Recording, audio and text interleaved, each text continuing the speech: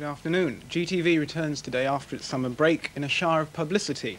We are, of course, a television company who was not accused of a left-wing bias. We've not been criticised by Lord Longford. We did not offer Simon Dee a job as David Frost's publicity officer. We did not show scenes from the full-frontal version of Toad of Toad Hall. We did not sell Des O'Connor to America. We didn't even give Des O'Connor to America. And we were not the centre of a drink, drugs and dope parties scandal. In fact, amidst all the excitement, we even find time to make some programmes. This week it's an old find in the form of Mr. John Cleese, especially for the freshers. There's a production meeting this Thursday at 1 o'clock, and indeed every Thursday lunchtime at 1 o'clock in the GTV office. But to this week, it's John Cleese talking about Monty Python. He was interviewed by Ray Lowry, who began by asking him how Monty Python came into being in those mist-shrouded days when television comedy was all Benny Hill and Eddie Waring.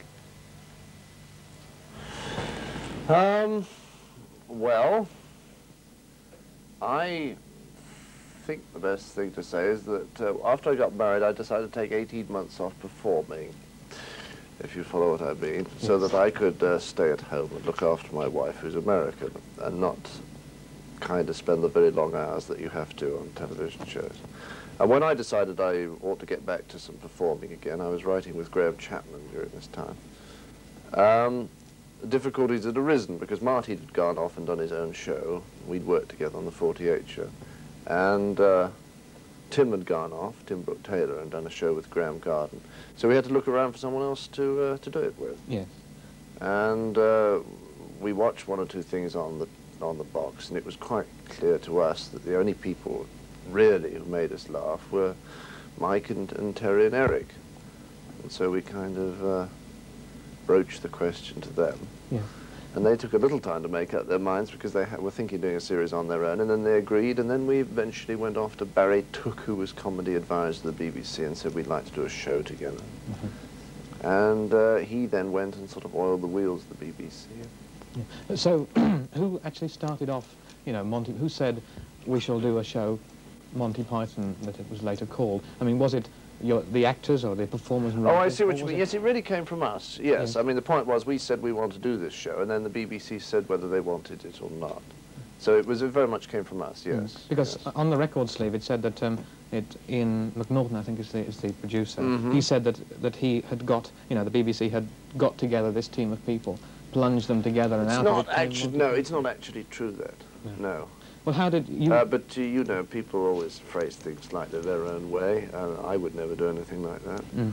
But, no, we suggested to them, and they could have said, we're not interested. But, in fact, we went in that group and with Terry Gilliam. Mm.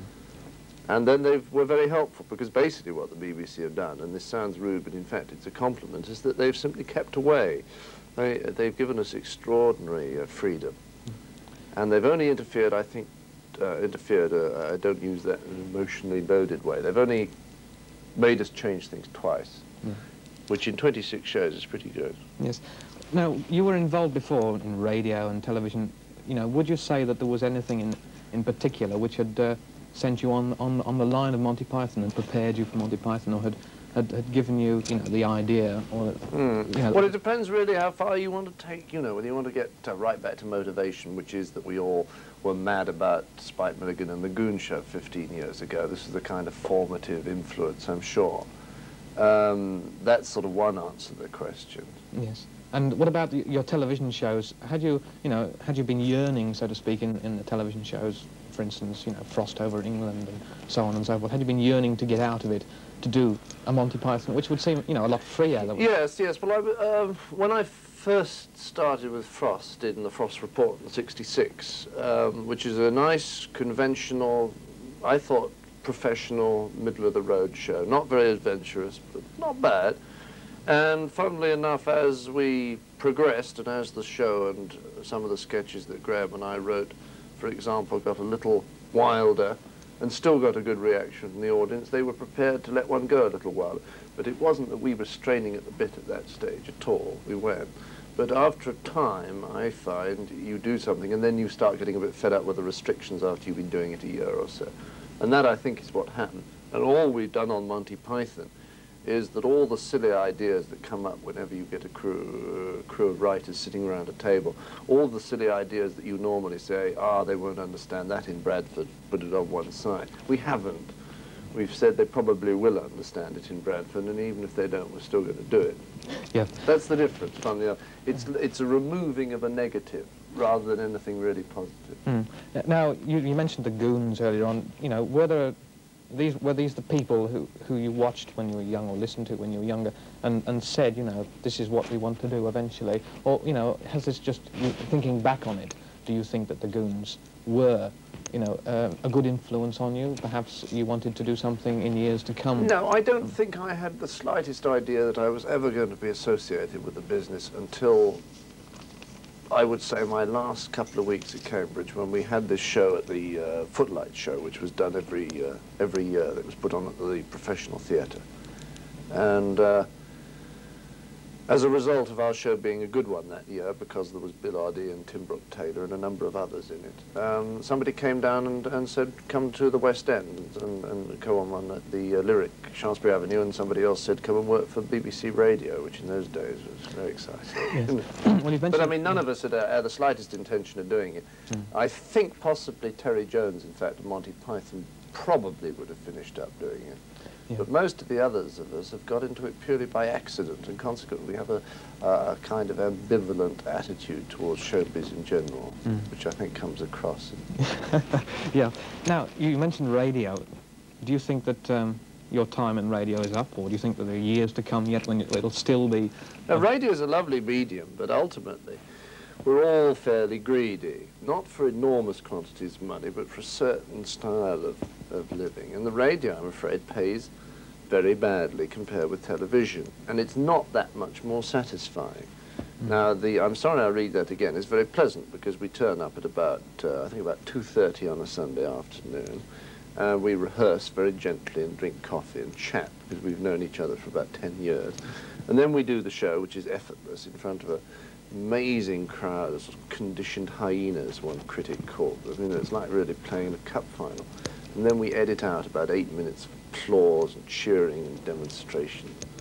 And that show goes out, and that's very pleasant, but the work is done by Bill Oddie and Graham Garden, who write it. And they're now doing a series called The Goodies, doing 30 this year, so they won't have time to do the radio. And that's the problem, is material. I mean, frankly, performing is a pushover compared with writing. Yeah. And don't ever let anyone tell you it isn't. I mean, I'm not saying that it's not fairly hard work, acting, but the difference in mental strain between that and trying to create something, to write something, is enormous. They're different leagues, really. Do you think that you know, that radio is still a going concern? I mean, do you think that particularly... It's not a going concern under the terrible... backwater-minded people that are running it at the moment. They're a very nice crowd. I worked in the Eolian Hall, which is sort of light entertainment section, for about 9 months in 64. And it was like working in a senior common room at a sort of minor public school. They were all perfectly safe. You literally have to attack the Director General to get sacked at the BBC. Yeah. And they're all doing their one show a week, some of them. Well, I mean, you can do one show a week in a day and a half, you know, which gives you quite a lot of time just to sit at your desk and ring the writers up and ask them if they're getting on with their work. And the people who are running it, their attitude is simply to hang on to the listeners they've got, who they identify as their own age group, which is 45 to 55, you know. And I thought it was typical that the head of the Light programme about 3 or 4 years ago went off to become the PR man for the MCC, you know, which I suppose was a kind of life dream for him. And that's really, I think they're an awfully nice lot, but awful from the point of view of really getting anything going, because radio is a marvellous medium. I mean, I heard a story the other day which I think made me about as angry as anything I'd heard. I should probably change colour as I tell it, but somebody asked one of the people in radio why they didn't use Spike Milligan, because Spike loves radio. And the answer was because he's too unreliable. Now, I mean, Yeah. Yeah, I don't have to explain it. Yeah. Well, I mean, do you think that you know, that radio's going to change, that shows like I'm Sorry or situation comedy shows on radio are going to survive commercial radio if and when it ever comes? Do you think this is going to change a lot? Do you think perhaps comedy shows on radio will disappear or just become disc jockeys' jokes? You know what I mean? The trouble is, it's a financial thing, I suppose, that ultimately radio gets squeezed more and more. It has less and less money, and in the end, it's much easier to have one guy there with a turntable and a few jokes being written by a friend with a cup of coffee next door than it is to put on a full show. So I think it really depends on how the money is allocated. It's an awful boring thing to say, but I think that's what it is. But I don't really see that anything interesting in radio is going to happen while the present people stay in charge. Because I've got a very close friend who was in the same Footlights review in '63 called David Hatch. And he's almost got to the point now when he doesn't really bother too much with new ideas because they just come back anyway, you know. Yes. So I would just hope when the top 6 or 8 people die, there will be a little progress. Yes. They're nice, they're awfully nice, that's the sad thing. I hate being cruel about them. One's got to be honest, in a way. Yes. Now, can we return to Monty Python? That whole thing.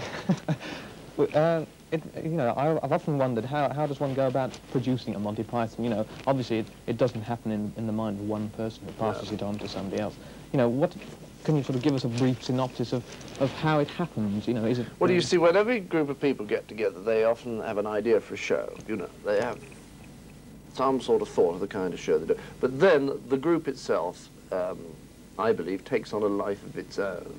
And it may go in the direction which they'd all thought at the first meeting, or it may go in a completely different direction.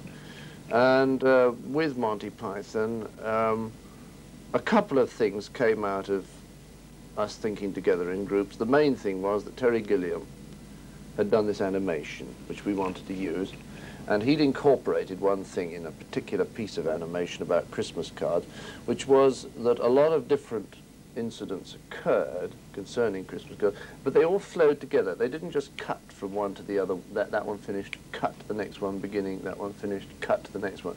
They kind of flowed so that there was a constant connection. Mm. Might be almost any type of connection. It might be a movement, it might be a thought, it might be almost 2 words that you connect in some way. And we suddenly decided in one meeting we'd try and apply this to a whole show. Yes. Which I think Monty Python at its best does have a kind of unity, because it does flow like that, as opposed to just being bits like that, which you might be able to just cut and put in another show and put other bits in. You know, maybe sometimes has a theme, and it has this kind of flow. That came out of sitting and thinking. But the rest of it has simply come out of us sitting in our 2s and 1s and writing and bringing it all in, and people sitting around a table. And yeah, are there any particular people, you know, say in the group who, you know, a couple of people would be responsible for writing the majority of the show, or another couple would be responsible for, you know, saying how a sketch would be done, or casting, or is it, you know, generally? When people have written something, they're always, unless the circumstances are very exceptional, they always have the casting vote as to how it should be done. You might argue about how it should be done, but ultimately if they hold out, if they stick up what they want, they get it. So we sort of respect the writer to that point of view. But on the other hand, they've got to take quite a lot of stick first. John Cleese, especially for the freshers. And if any of you, freshers or otherwise, want to join GTV, then please come up to the union anytime, GTV office, or lunchtime. We'll be more than pleased to see you.